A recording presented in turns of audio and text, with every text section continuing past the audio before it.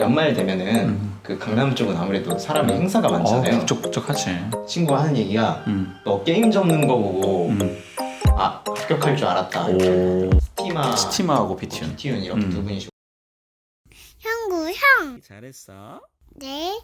8번째 질문은 네. 슬럼프가 있었어? 공부하면서? 네 있었던 것 같아요. 한 공부했을 때 몇 개월 차쯤에 온 것 같아? 한 그게 그 크리스마스쯤에 온 것 같은데요. 그때는 네. 없던 사람도 오겠다. 왜냐면 이게 공부하기 너무 싫잖아 그냥. 그때 음. 강남을 가면은 제가 토요일에도 수업을 하니까 그치. 자주 갔지만 그때 토요일 아침에 해도 안 뜰 때 이렇게 11번 출구 나와서 항우 쪽 걸어가다 보면 밤새 노시고 밤을 불태우시고 그치. 이렇게 이제 집으로 돌아가시는 분들이나 이렇게 앉아서 쉬고 계시는 분들이 보여요. 분명히 토익하러 온 사람들도 있고 컴퓨터 학원을 온 사람도 있고 공시생들도 있는데 보이는 거는 다 그 놀러 온 사람들만 맞아. 나는 이게 학원에 들어가야 되는데 그때 좀 슬럼프가 온 것 같아요. 그런 슬럼프가 오면 근데 그냥 공부가 잘 안 되는 거야? 뭐 그냥 뭐 아예 학원 오기가 싫고 그런 거 어떻게 되는 거야? 좀 심리가. 공부가 안 되죠. 그냥 공부가 안 돼. 네. 앉아 있어도. 네, 그냥 그 슬럼프 극복 방법은 각자 다 달라서 뭐 추천드리기가 곤란한데 그 본인 얘기. 비추하는 슬럼프 극복 방법은 사실 여행이에요. 왜? 그 여행이 그 여행을 간다고 하지만 사실 여행은 준비하는 과정부터가 여행이지 그 여행 딱 2박 3일 가는 게 끝이 아니잖아요. 그러니까 여행 자체가 나쁘다기보다는 네. 그 앞에 준비 기간이 오히려 공부에 방해가 돼서 네. 생각보다 지장이 더 커진다. 네. 그게 맞는 말이네. 그러면 근데 당시에 친구들은 좀 어떤 상황이었어? 우리 가 공부를 하고 있을 때 친구들은 보통 그냥 학생들? 친구들은 네, 다 학생들이라 이제 대학생들이라 다 바빠서 그럼 친구들이 생각할 때 공부하는 거에 대한 친구들의 반응이나 의견은 어땠어? 예를 들면 무슨 공시야 뭐 아니면은 뭐 저 친구는 좀 뭐 뚝심이 있어 어떤 반응이었던 것 같아? 수험을 시작하고 6개월 차 됐을 무렵에 친구들을 만났는데 그때 제가 그렇게 얘기했어요. 야, 이거 도저히 떨어질 수가 없다. 무조건 붙는다고 자신감을? 네, 오, 그냥 약간 약간 허세였던 거야 그럼 그때는? 허세였어. 약간 그때는 그렇게 얘기하면서도 음. 사실은 아무것도 완성된 게 없었거든요. 근데 그렇게 말만 해놨고 저는 사실 친구들이 약간 좀 피식할 줄 알았는데 합격하고서 물어보니까 친구가 하는 얘기가 너 게임 접는 거 보고 합격할 줄 알았다 이렇게 얘기하더라고요. 그게 되게 크네. 네. 진짜 이게 제가 설명은 못 드리지만 진짜 겜돌이었거든요. 그러니까 친구들도 아마 그런 걸 보면 인정을 할 거야. 이 친구가 게임까지 접을 정도니까 이제 진짜 해내겠구나. 알게 모르게 친구들끼리도 사실 뭐랄까 좀 평가를 하잖아. 말은 안 하지만 저 친구는 진짜 의지가 있어 이런 게 있는데 우리가 그런 모습을 보여줘서 아마 친구들이 더 좀 믿음이 가지 않았나. 이 면접을 그러면은 지금 현재는 지방직 면접을 봐서 이제 최종 현재 합격을 해놓은 상태인데 면접은 뭐 물어봐? 내가 면접을 가본 적이 없으니까. 처음에는 이제 저를 기준으로 하면 면접관님은 두 분 계셨고요. 두 분? 네. 2명 다 현직자? 한 분은 현직자인데 뭘 밝히진 않아. 내가 네. 뭐다 이런 얘기는 안 해 전혀. 그냥 그 질문이 각자 파트 담당이 있는데 좀 뭔가 공무원에 대해서 딥한 걸 물어보시면 약간 현직자라는 느낌이 들고 저 사람은 현직자인 것 네, 같다. 업무 관련된 걸 물으면 현직자라는 느낌이 들고 좀 되게 인적성, 성격이나 장단점 이런 거는 그 누구나 다 공통적으로 물어볼 수 있는 질문들이잖아요. 이게 보니까 한 분은 퇴직자이신 것 같고 한 분은 현직 그 공무원이신 것 같다. 그러면은 들어갈 때는 혼자 들어가고? 네, 혼자 들어. 그러면 그 실 안에 면접관 2명 그리고 면접자 1명 이렇게 네. 총 3명밖에 없는 거야? 네. 오, 그럼 뭐 물어봤어? 기억이 그래서 나는 거. 그 경기도 같은 경우에는 사전조사서라고 좀 특별한 게 있어요. 본인에 대한? 네, 이게 사전조사서가 뭐 자기소개서 이런 개념이 아니라 물론 자기소개서 개념이 들어가기도 하는데 하나의 그 논제를 던져주고 그거에 대해서 자신의 경험 혹은 의견을 서술하는 논술이에요. 그거를 미리 줘 면접 보기 전에? 네, 미리 써가는 거야? 면접 날에 당일날 가면은 대기를 하면서 이렇게 종이 한 장을 줘요. 그러면은 거기 면접 자리에서 주는 거야? 네. 면접 대기실. 장소에 들어가기 전에 대기실에서 막 이거 쓰고 있는 거야 대기실에서? 대기실에서 그날 어떤 논제가 나올지는 아무도 모르고 그러니까 약간 랜덤인 거네 그 부분만큼은.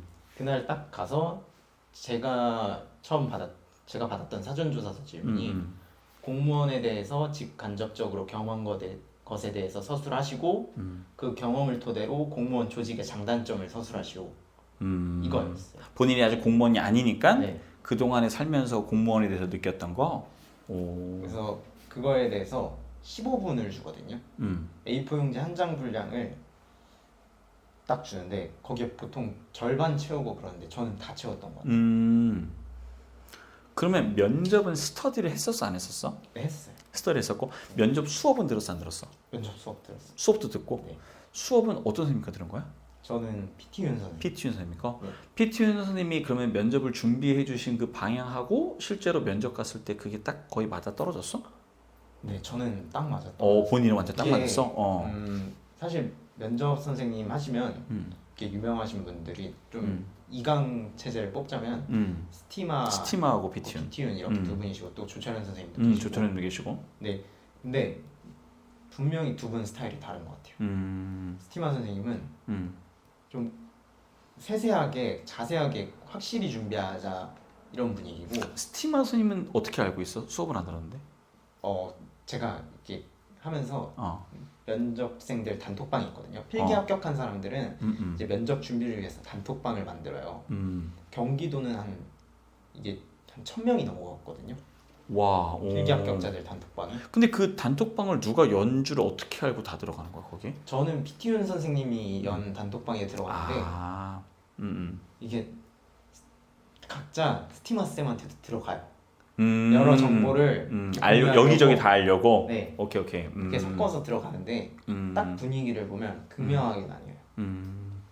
그 PT윤 선생님 같은 경우에는 지방직은 그 뭐 딥한 질문보다 깊은 질문보다는 자기네 신상이나 뭐 이 사람이 업무를 진행함에 있어서 뭐 빼어난 능력을 요구하기보다는 잘 섞여 들어갈 수 있는지 이런 걸 보는 거니까 그런 자기 자신의 이야기를 잘 준비하면 된다고 하시고 그 스티마 그 선생님 같은 경우에는 공직관 이게 법으로 정해져 있거든요.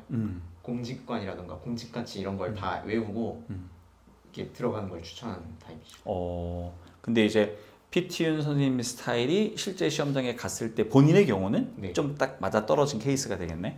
이게 PT윤 선생님이 딱 옳다 이런 건 아닌데 그치. 사전에 자기가 지원한 지역의 면접 분위기를 알고서 고르셔야 될 것 같아요. 너무 힘든 지역이다 하시면 선생님을 또 스티마 약간 좀 맞게끔. 각자의 그 지역에 맞게끔 수업을 듣는 것이 좋다. 오케이. 근데 사실 이렇게 해서 9번 질문까지 하다 보니까 나랑 영어 수업을 했는데 영어 얘기를 거의 안 했네. 근데 나는 이제 같은 경우에는 우리 그 카톡 했던 것도 살짝 약간 공개해도 문제는 안 되겠지? 왜냐면 뭐 거기 우리가 이상한 얘기를 한 건 아니니까.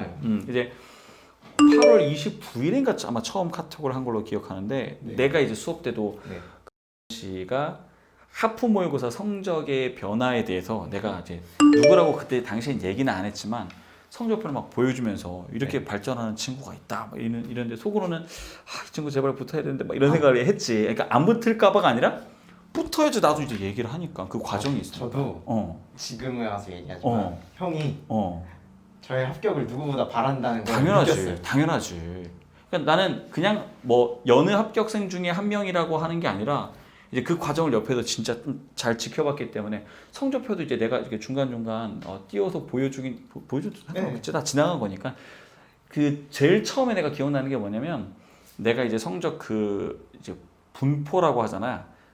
영어 중에서도 어휘, 문법, 독해 이제 이거에서 어휘만 이렇게 높은 친구들이 있어. 이제 이 친구들이 사실 많지가 않은데 그 친구들이 어떤 케이스냐면 처음에 어휘만 엄청 판 케이스야. 근데 이제 나는 이걸 일명 노력형이라고 해서 이제 공시가 이 노력형 친구들한테 되게 좀 친화적인 시험이거든. 그래서 내가 이제 거기 카톡에도 아마 썼을 거야. 이제 이 노력형인 친구들은 앞으로 발전이 잘 될 거다라고 라고는 얘기했지만 이게 진짜로 발전이 잘 되는지는 두고 봐야 되는 거니까. 근데 그렇죠. 점점 옆으로 이제 성적표가 좀 뚱뚱해지면서 좀 안정적인 점수가 나오니까 이 친구는 충분히 되겠다. 당연히 나도 생각을 했지. 그 네. 과정에 있어도 본인의 생각은 좀 어땠던 것 같아요. 그 성적표를 만들고 이렇게 본인이 성적을 내고 했던 그 과정 속에서 고민 했던 것들. 사실 제가 과연 이게 학부모의고사가 성적이 오르긴 하는데 과연 이게 시험 난이도와 같을까라는 생각도 많이 고민을 했고요. 이게 최대한 성적이 오르더라도 좀 자만하지 않으려고 했던 것 같아요. 이게 나중에 시험장 가면은 알던 문제도 안 보이는데 그치. 모르는 문제가 보일 리는 없잖아요. 그치. 그래서 최대한 낮아진 자세로 그냥 꾸준히 했던 것 같아요. 그리고 형구 형이랑 이렇게 2달 정도 간격을 띄면서 상담을 받았잖아요. 그치. 상담 꾸준히 계속 받았었지, 맞아. 그때마다 이렇게 저도 형구 형이 이렇게 관심을 가져주는데 그 마침표를 찍어야겠다. 그래 약간 그렇지. 부담이 생길 정도로 사명감이 기대에 있었어요. 부응이 되긴 하면서도 해야 되겠다는 생각이 들면서 약간 부담되기도 하면서 네. 맞지? 그렇게 학부모의고사 때 저 그 자리에 있었으니까 딱 봤는데 내 내 성적표인데? 성적표랑 비슷하네? 근데 다음 달 거 보여줬는데 내 건데? 맞아. 이렇게 되고 있는 거예요. 근데 그때 진짜 좋아서 부모님한테도 막 말씀드리고 그랬는데 진짜? 선생님이 소개했어 막 이러는데 학부모의고사 성적. 근데 그 동시에 이거 진짜 잘해야 되겠다. 이게 성적이 다른 과목 잘 보고 영어 못 봐서 합격하는 것보다 영어 잘 봐서 합격해야겠다 생각을 했어.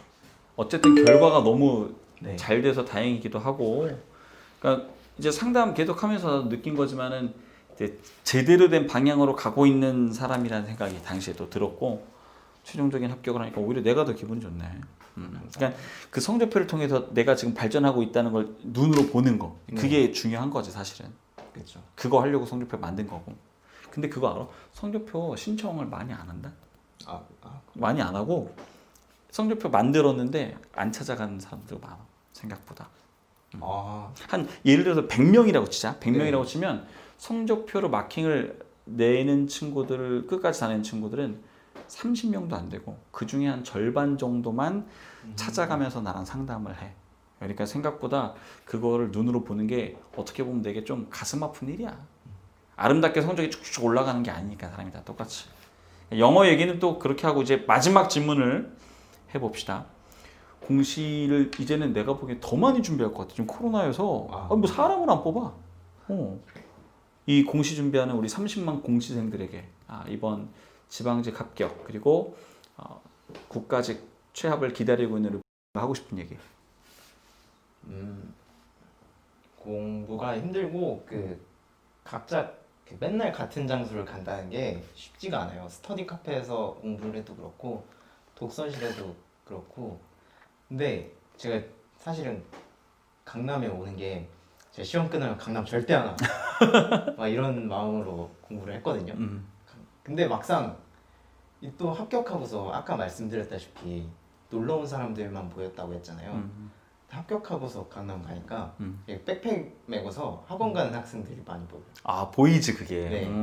맞아. 그러면서 나도 작년 이맘때 저러고 가고 있었는데 하면서 되게 마음이 뭉클해지고 그러거든요.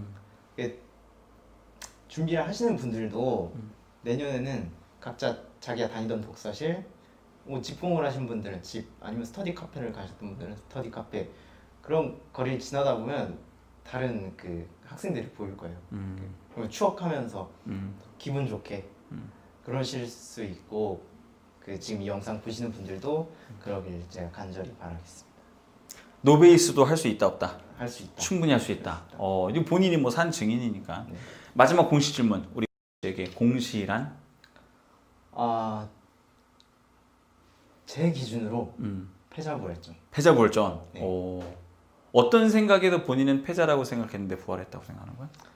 대학 못 간 게 패자라고 하면은 너무 가혹한 말일 수도 있고 되게 문제가 될 말일 수도 있지만 제 기준으로 있어서는 제가 패자라고 느껴졌어요. 경험해 봤을 때는 네, 아예 그냥 학교 준비도 안 하고 그 수험 준비라도 열심히 해본 경험이라도 있다면 그 경험 가지고 나중에 뭔가를 쓸 텐데 아예 그 다 찍고 잔 거 자체가 이 시간 지나니까 후회되더라고. 그러니까 스스로 노력도 안 해본 그냥 패자라고 느껴졌고 막상 그 공시를 준비하고 나니까 패자부활전이 더 빡세더라고.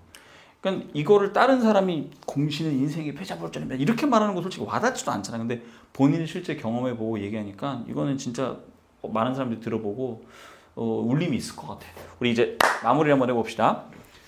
이렇게 해서 우리 씨랑 이야기를 나눠봤고 그냥 되게 동생 같게 되게 뭐라고 할까 되게 잘 자란 동생 같아. 왜냐면 처음부터 과정을 내가 잘 알고 있고 너무 네. 성실한 친구에서 나는 사실 이제 합격하고 나서도 다른 거 더 해보라고 많이 꼬시고 있는데 이제 공부해서 많이 힘든 것 같더라고. 어쨌든 오늘 나와줘서 너무 고맙고 우리 마지막으로 형구 형의 구터뷰 하면서 마무리하도록 하겠습니다. 형구 형의 구터뷰.